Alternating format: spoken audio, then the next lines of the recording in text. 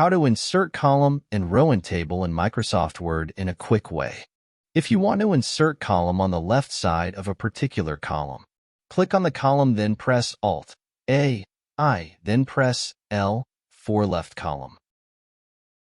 If you want to insert a column on the right side of a particular column, press Alt-A-I, then press R for right column.